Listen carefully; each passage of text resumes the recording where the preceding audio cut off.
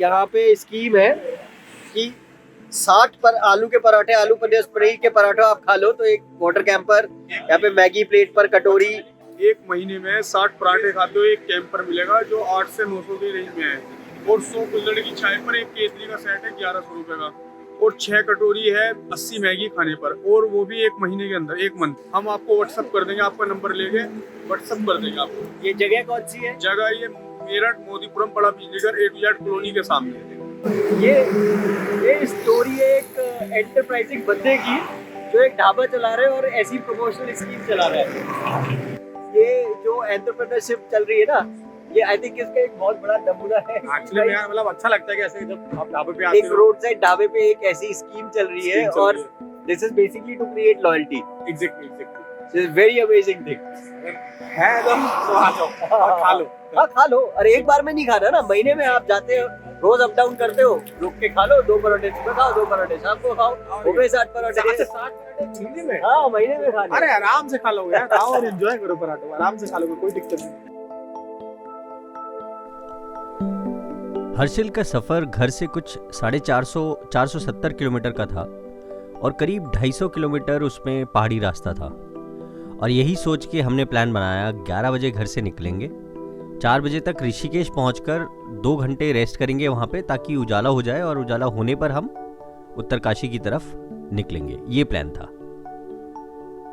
सो ride पे कभी कभी ऐसा भी होता है। हम लोग टैंक फुल करा के निकले थे रात को करीब 10:30 बजे दिल्ली से, और हरिद्वार पहुंचते पहुंचते हमारा पेट्रोल लगभग ख़त्म हो गया। तो हमारी 4 बाइक्स हैं, 4 में से 2 डोमिनार, एक ड्यूक 390 और एक हिमालयन। डोमिनार की जो कैपेसिटी है वो इतनी पैथेटिक है कि 250 से 280 की रेंज, और उसके बाद पता नहीं कि कब बंद हो जाए। अभी टाइम हो रहा है करीब 2:30 और कोई पेट्रोल पंप खुला नहीं है। तो हमारे पास सिर्फ एक ही ऑप्शन है कि हम 5, साढ़े 5, 6 बजे तक यहाँ पे पेट्रोल पंप खुलेगा, और उसके बाद हम लोग फिर पेट्रोल भरवा के और आगे निकलेंगे। तो बजाज प्लीज़, डोमिनार जैसी बाइक आप बनाते हो तो थोड़ी सी कैपेसिटी बढ़ा दो फ्यूल की, ताकि थोड़ा रेंज तो मिल जाए। So anyways, this is one hiccup. Let's wait out for some time. मिलते हैं सुबह। सो thanks to the government or whoever has built this, actually नगर पालिका परिषद नरेंद्र नगर अभी 21-22 में ही बना है ये। so we got to get some rest here। रात को चल रहे थे, थोड़ा आगे निकल आए हम लोग टुवर्ड्स नरेंद्र नगर, एक जगह यहाँ पे ये नरेंद्र नगर जगह आती है। सो यहाँ पे हम लोग बैठे हैं, and it's a very nice place that I think अगर सनराइज होगा तो it will look very nice. एक व्यू पॉइंट है।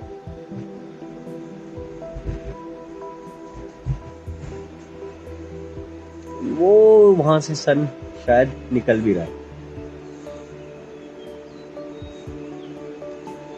and that looks amazing।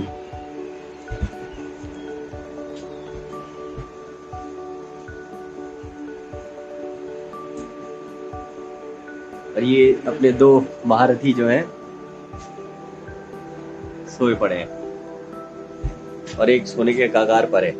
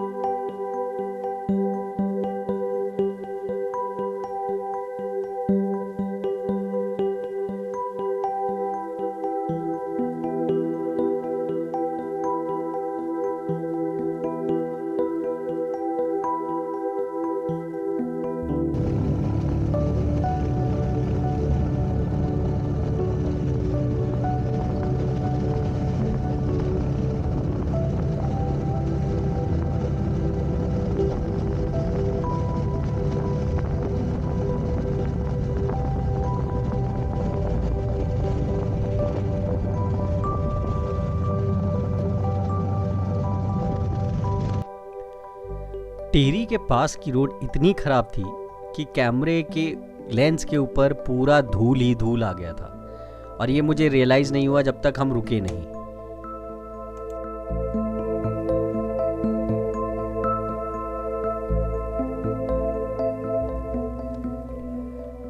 लेकिन टेहरी डैम की लेक को देखकर हम थोड़ी देर रुक गए।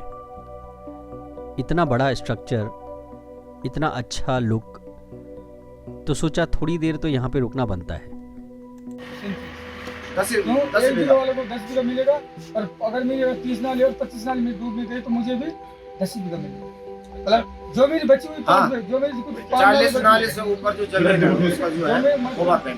जो 5 नाली मेरी बची हुई है वो भी गवर्नमेंट की है, वो चाहे यहाँ हो, वो भी गवर्नमेंट।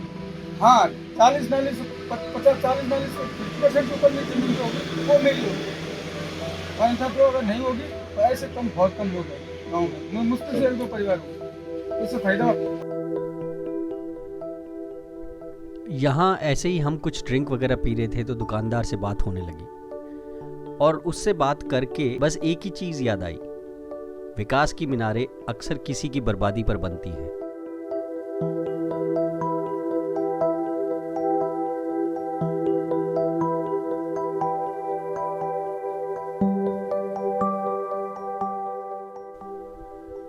उत्तरकाशी तक की रोड्स काफ़ी खराब थी।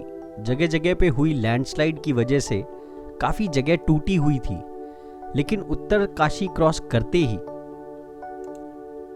रास्ते बहुत खूबसूरत हो गए। सड़क के एक तरफ पहाड़ और दूसरी तरफ साफ नीले पानी वाली गंगा।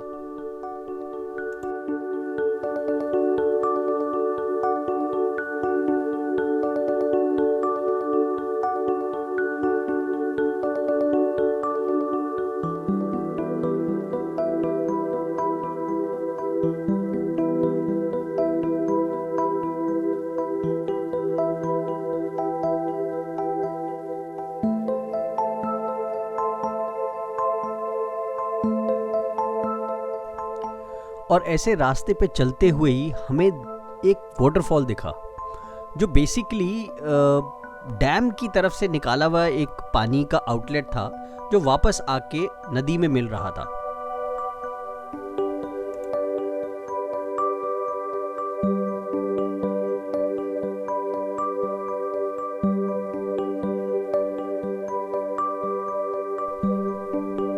लेकिन इतना गजब का उसका फ्लो था कि नदी के पार हम खड़े हुए थे और वहां पर भी छींटे आ रहे थे।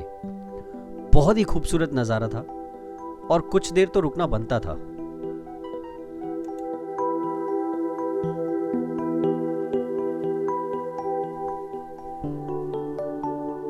उसके बाद जो रोड आई, ये रोड मुझे कारगिल से लेह वाली जो रोड थी उसकी याद दिला रही थी।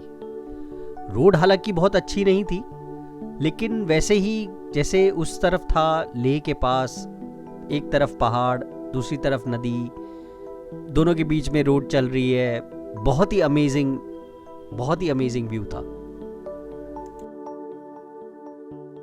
पे हम एक जगह रुके जहाँ पे हम थोड़ा सा ब्रेक लेना चाहते हैं, 10 मिनट, बहुत गर्मी हो गई है। एंड अभी तक जो हमारा पूरा ट्रिप रहा है काफ़ी एग्जॉस्टिंग रहा है, लेकिन जो बैड रोड थी, जो कहाँ से शुरू हुई थी वो? ऋषिकेश से नहीं यार, न्यू टेहरी के बाद से जो शुरू हुई, और एक्चुअली लगभग उत्तरकाशी तक रही है, और उस रोड ने बहुत परेशान कर दिया। बिल्कुल एकदम थक गए उस रोड पे चलाते चलाते। करीब 100 किलोमीटर चलाई होगी हमने, और 100 किलोमीटर ने हमें कमर तोड़ दी।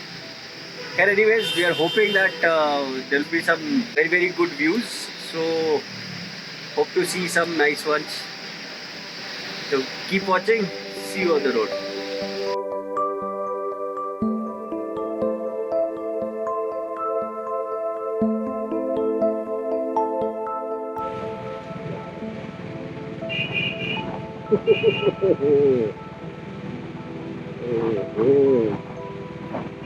क्या बात है यार, क्या अमेजिंग है यार। मतलब 1 2 3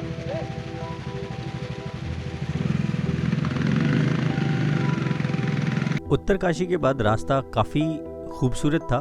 रोड, पहाड़, बगल में नदी, बहुत अच्छी व्यूज़ थी।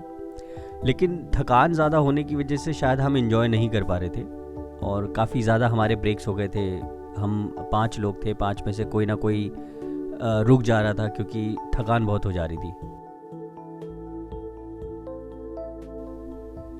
हर्षिल एक छोटा सा विलेज है, बहुत खूबसूरत, प्राइमरली एक military area due to proximity with Tibet border.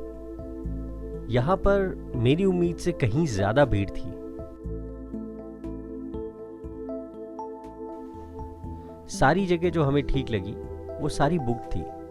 काफ़ी ढूंढने के बाद हम कई जगह गए, कई होटल्स हमने सर्च किए, ऑनलाइन भी सर्च किया और करीब 1 घंटे तक ढूंढते रहने के बाद फाइनली हमें एक होटल मिल ही गया।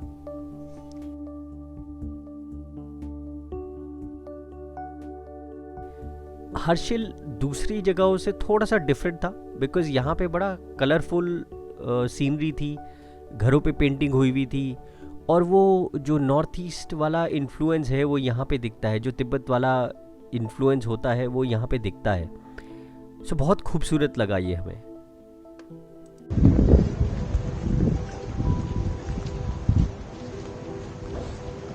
पेंटिंग बड़ी अच्छा लगा, दूर से देखा था इसको अच्छा लगा।